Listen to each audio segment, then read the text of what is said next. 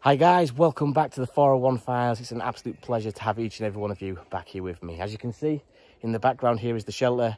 We are on the North Yorkshire moors, and I've got Mark along with me today. Mark's taken the 2.5-hour trip down from Preston. And a few of you might remember Mark from one of my previous videos, which was the Cannock Chase trip. So Mark's come through today. We're going to do an overnighter, a bit of an investigation, and hopefully we'll cough up some results as well for you guys to enjoy. If you do enjoy this video, please give it a thumbs up, drop down in the comments box below, and subscribe if you haven't already. So Mark, what's your first impressions? I think you're in the best place you can be, really, to be honest. I mean, you're far away from the road. Yeah. You're far away from anything that's going to cause obstruction. Yeah. Are you quite, when you see it on my video, is it how you expected it, or is it more? Yeah. It's more, you're in barren wilderness. That's here, it. You know what I mean? But yeah, Mark's more, would you say you're more into like the cryptid stuff, Mark? Than the extraterrestrial? Everything weird. Yeah. That's what I'm into. Everything weird. Yeah. You know, granted, I'd rather be at a distance when I see something weird. Yeah. So sleeping rough like we are tonight, well, I'll get back to you on that one. Yeah. And hats off to Mark as well, for anyone that doesn't know, because Mark has had his own experience with something very weird indeed. So we're going to go over that tonight at some point, and I'll get Mark to tell his story to you guys. But just for him to be here right now in this location, later on after you've heard his story, I'm sure that you guys will give him credit for. But yeah, we are here, like I said. We're setting everything up now, and I'm really excited for tonight. We're going to get the EMF reader out and give that a go, start asking some questions later on. And then tonight, hopefully, because it has been such a beautiful day, when the sun goes down, we'll have lots of stars through the canopy. And I brought the laser pointer as well. So yeah, really excited for tonight, and hopefully we can get some results.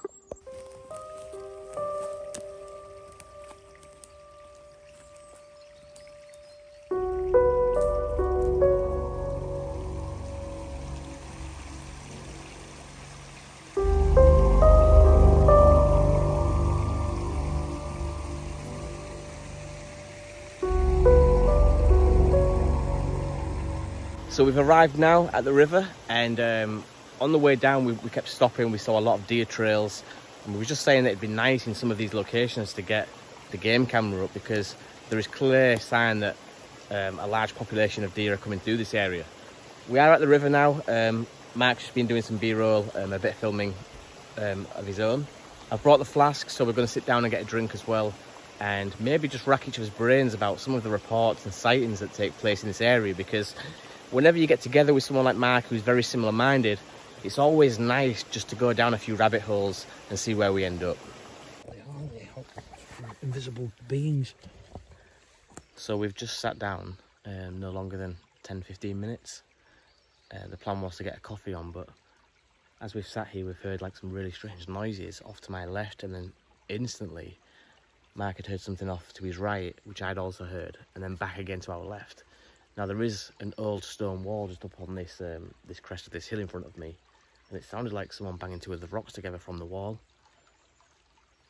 Mixed in and amongst that, we've also heard something that sounded like, and I know this sounds cliche, but the predator, which to anyone that's been watching my videos for some time, isn't a shock, because I have mentioned that noise here before. And you said, didn't you, Mark, it did sound just like that noise.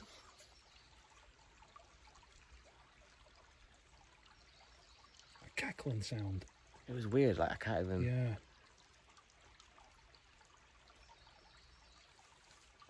I'm not sure what it is, I can't put an ID to it, but... I hope the camera picked that up. Did you hear that? I heard that really loud.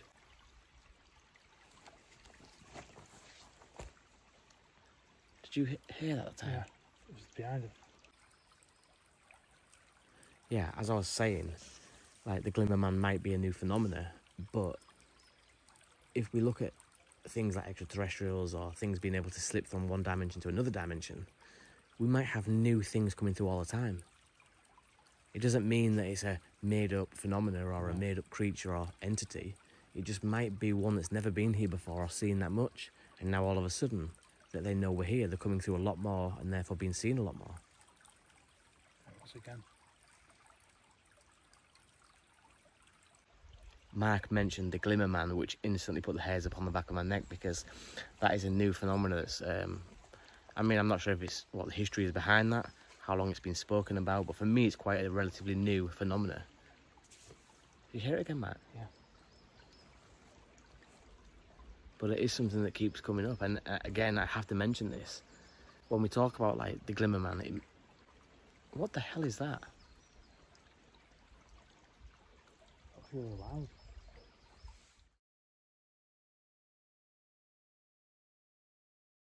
When we talk about, like, the Glimmer Man,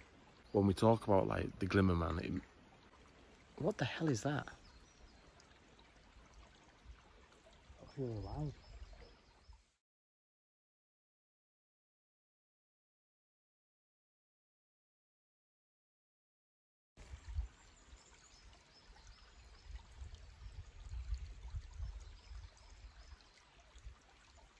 I mean, it's not windy, is it, mate? It's not. No. Trees aren't bending double. There's no wind at all.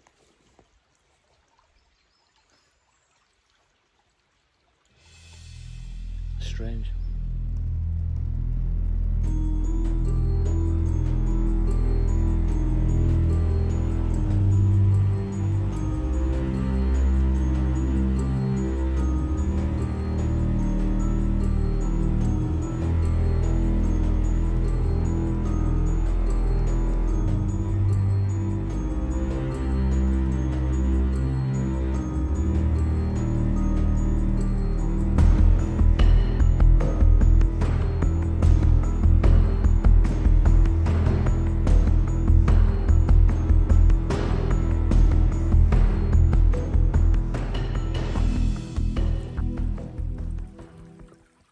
Again, we were saying, weren't we, Mark, that this is like our favourite time of night now, is just to sit and absorb, because when you sit down and you absorb the transition from day to night, you're in and amongst all the different changes.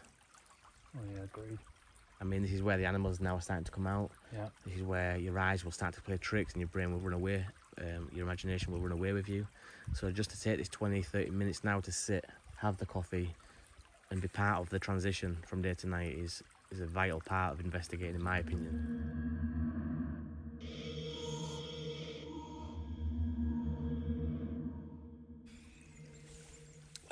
You know, as your kids are, you know, you play in the woods, you do what you do when you're a kid, making rope swings, dens, whichever.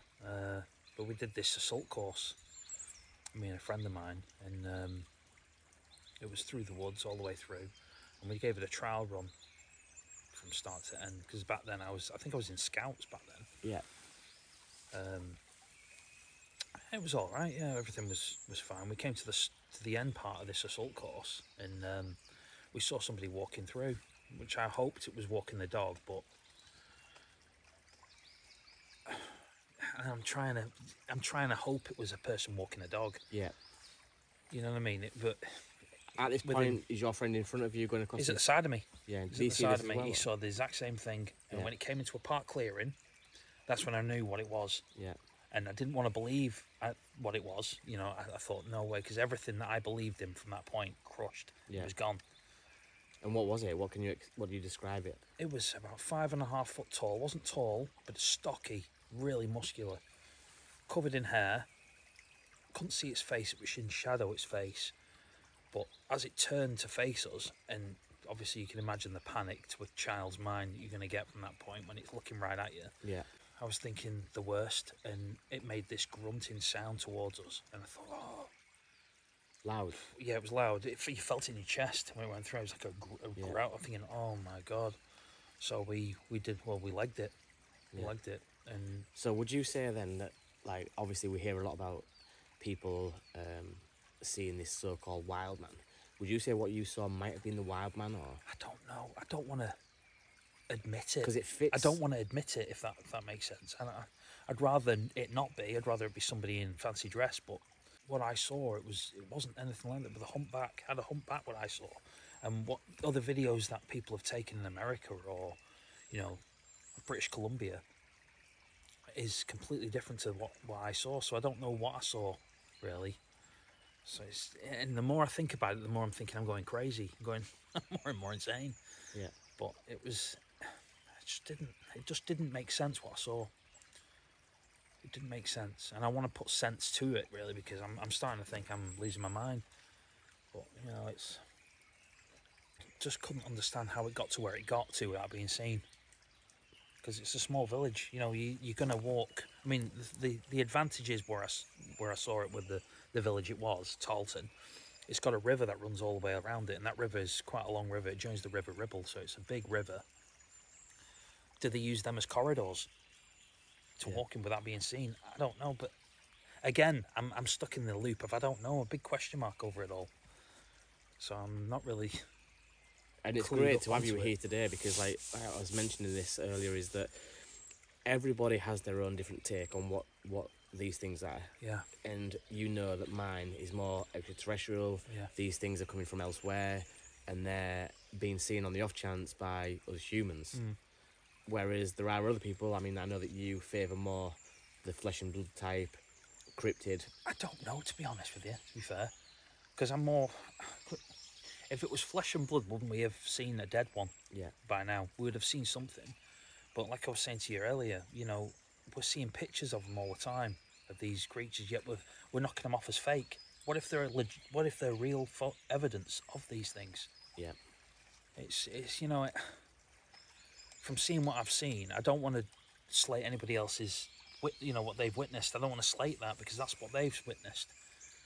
I don't know, it's a strange one, isn't it? Because my sighting, the creature I witnessed had a humpback. Had a hunchback, had no neck, just a head. This big hunchback. Muscles were stupid. And I've never seen one that's been filmed or videoed.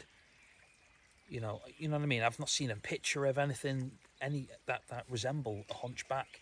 This one that I saw did, so I don't know other different types out there. Yeah. It's a fascinating... I mean, again, we just go down one rabbit hole into the next. Exactly. There's so many questions, and this is something that people struggle with who have had sightings. It's like you never get closure, and you never get the answers that you're looking for, because the minute you clear up one thing in your mind, it opens up the doors to other questions. So, yeah, it is really a tough one. But again, I just don't want to go psycho or think I'm going to lose my mind over it. Really, so it's playing on my mind all the time. I'm thinking what I witnessed was in a smaller wood than this, so it makes no logical sense, does it? It doesn't. So I'm thinking, then again, I don't want to see it again, as long as it's at a distance. This time it was 12 foot away when I saw it. Yeah, which is not a distance at all, really. So it was close enough to know what it wasn't and what it was. Yeah. You know what I mean? It wasn't a person in a suit. No way. You couldn't. But it had no odour. A lot of these people say you smell the odour, the stench of it, or whatever. It never. And how would you describe the grunt? I don't know. It was like a humming, grunts. It was a grunt sound, as though clear out the way. I'm not moving for you. Yeah. You know, I'd rather you go yourself, and it worked. It worked. We did go. I've never ran as fast in my life, but it still never answered the questions of what the hell it was. And that's why I'm out here now doing what I do, because I want to find some closure to it.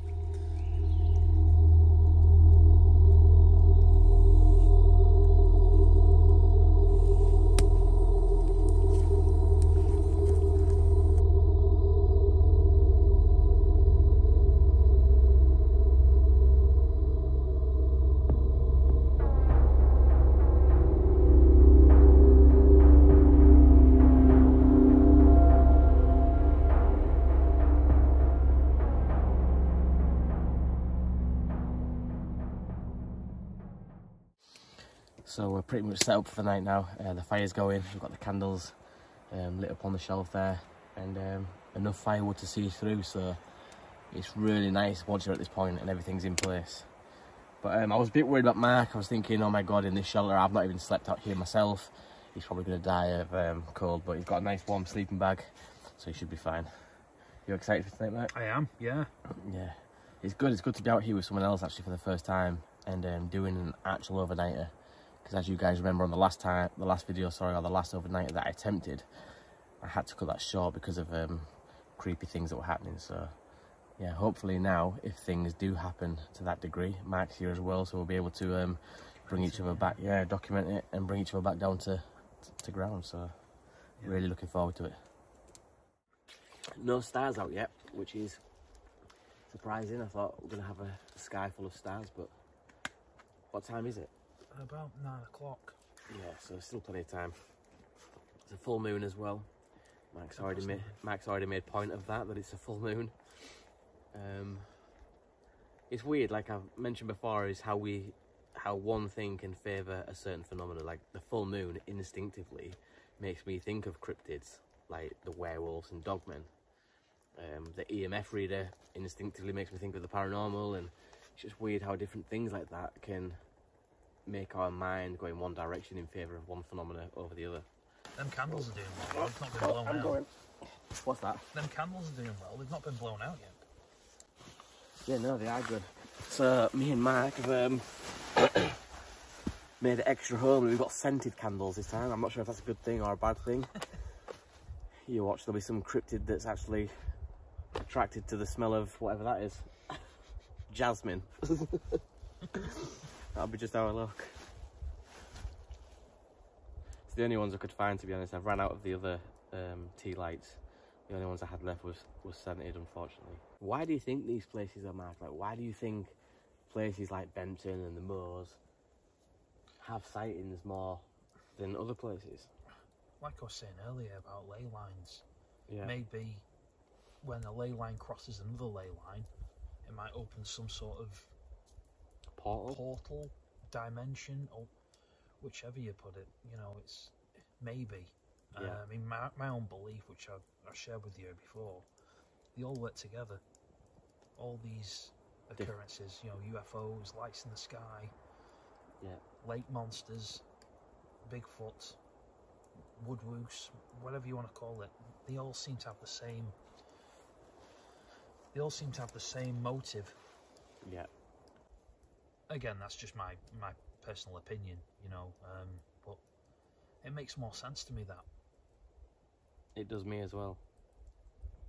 That they're not entirely oblivious to each other. No, yeah. You know, for reasons being, if a witness is to see a Sasquatch, that Sasquatch, is that not a mirror image of how cavemen used to look? Yeah. And they're trying to copy us, the UFO beings. They're trying to copy how we used to look, and they've got it all wrong. The time frame's all confused, so that they're looking like a Bigfoot, the old style caveman, and not the modern man. That theory of imitation as well, like other creatures or beings imitating what they think we as humans want to see. Like a mimic of something. That's not unknown. Like that keeps coming up time and time again. There's abduction cases where people have gone down in the middle of the night after hearing a disturbance. And one that jumps to my mind straight away is this, I think it was a guy who went downstairs, saw this little creature stood at his mantelpiece looking at a photo of someone in his family, and instantaneously just changed into that person. God. Yeah. It's almost like it saw the image and then changed his appearance. To replicate it. Yeah. See, to me, it does. It makes me more comfortable of understanding it. Yeah, and it's like these humans that keep getting reported on these craft. Are they humans, or is it just that they know that seeing a human seeing another human is going to be a lot more easy for us to digest than seeing some kind of cricket-looking locust creature? Yeah, agreed.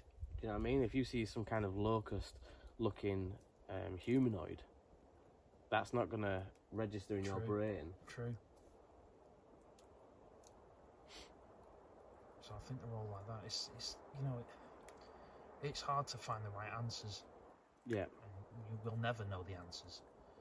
So yeah, one thing worth mentioning is how still and quiet everything has become, because only a few hours ago when we was having the coffee, we was in like a bowl, and there was birds chirping, we heard noises on the ridge around us, we actually saw a deer that stumbled upon us. Yeah. There was a lot of activity, wildlife activity going on, but now you can't hear anything. There's no birds. Silent. Yeah. There's not even a breeze. I mean, the only thing that I can really hear is me and Mike talking and the fire crackling at the minute. So, again, this is when the human mind, the human body, kicks into that fight or flight mode. And you'll find that your senses become hyper-sensitive. it's almost like your body's told you, hang on a second, something's not right, everything's quieting down now, we need to be hyper vigilant. And so you'll hear things that normally you wouldn't hear, you'll see things that normally you might have just let slip by, and it's a really, I don't know, it's a weird time.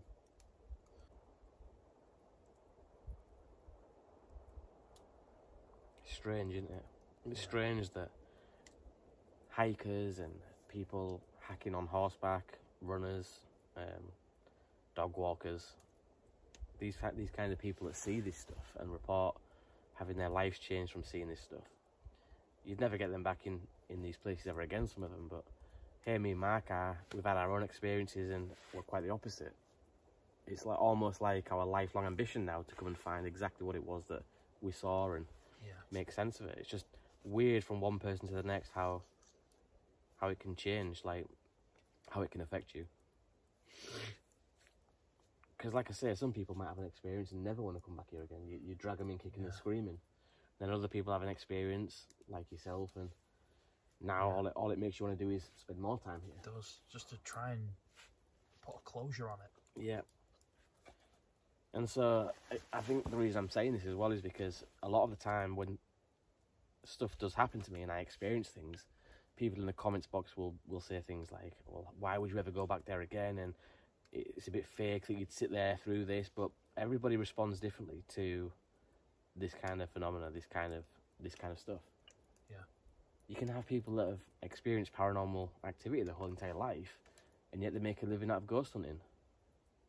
And that's just how it is. You can never tell from one person to the next how you'll react after you've had an experience. And even me, who's had an experience and loves getting out here to try and find more answers, the next experience I have might be the last one.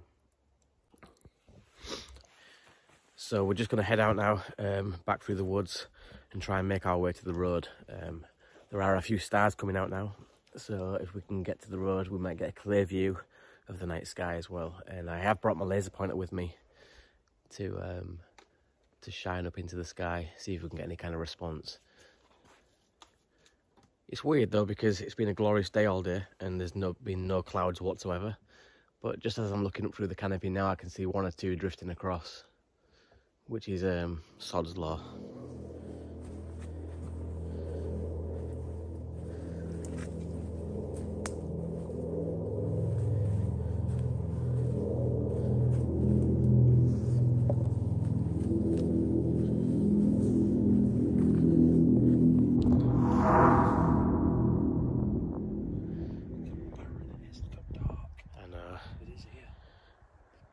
So you can see the moon, it's a full moon just behind me there over my left shoulder. We've come out from where the camp is now, out of the wood line, and we're now walking up onto the moors itself. Just before we've got to this road and started to make our way down, we stood there in the woods for about 15-20 minutes, just absorbing everything that was going on around us. And we heard the distinct sound of two stones clacking from the stone wall. It's close by to camp, so we've tried to rack our brains. I mean, there was very loud, these two clacks, so it was definitely heavy stones that were being banged together or dislodged. Yeah, quite unnerving. These rocks that we heard the sound of, it sounded like boulders, didn't they? Yeah. It wasn't like sound of, it sounded like boulders, didn't they? Yeah. It wasn't like sound of, it sounded like boulders, didn't they? Yeah. It wasn't like pebbles or Big rocks. yeah. And just before that happened, I was going to actually say to Matt that I thought I heard the sound of two people talking, which is, again, a regular occurrence. It's something that I do report quite a lot on the videos. The sound of two people talking when actually there's no one around. So, strange, to say the least. It's just, again, deadly silent. And I know that's not out of the ordinary, because you can have nights that are still and quiet, but I don't know, it just seems really weird, especially when you're in this place, surrounded by miles and miles of just moorland and woodland. I mean, it wouldn't be too much of a stretch of the imagination to say that we probably are the only people up here. It's a very weird feeling to think that for miles all around us in every direction, we could be the only people. But yeah, it's eerily still. Eerily. You can see it's a full moon. I'll just try and get that in there.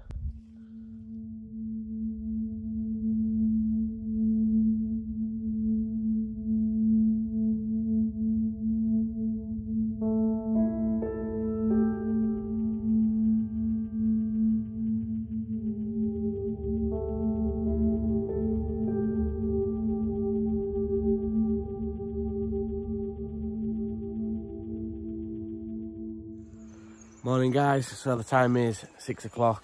I slept quite well actually. This is the first night at the shelter complete.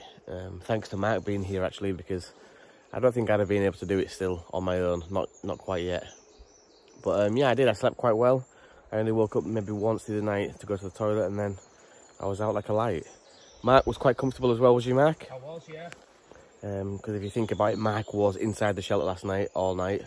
And the only thing inside there is the bushcraft style bed that I've created, so thankfully he was quite comfy, and he stayed warm as well all night, he said, so you can't ask for much more. We've got the bonus that it's getting lighter now as well, really early. It is only 6 o'clock, but I think at about 4, half 4, 5 o'clock it was already starting to get light. So Mark, your first night here on the North Yorkshire Moors, how did you find it? Yeah, well, everything I hoped it to be. Is it as remote as you thought it would be? Very. I don't think the videos sometimes do it justice, but No, because you're even quite a walk away from the car as well. that's right. And when you're here, you do see the scale of it, and it is a big place. I know we only do live on a small island, but as Andy McGrath says, small by plane, but large by foot. True. And it is very true. So yeah, I'm glad that you enjoyed it, mate. And like we said, we will do it again. Definitely.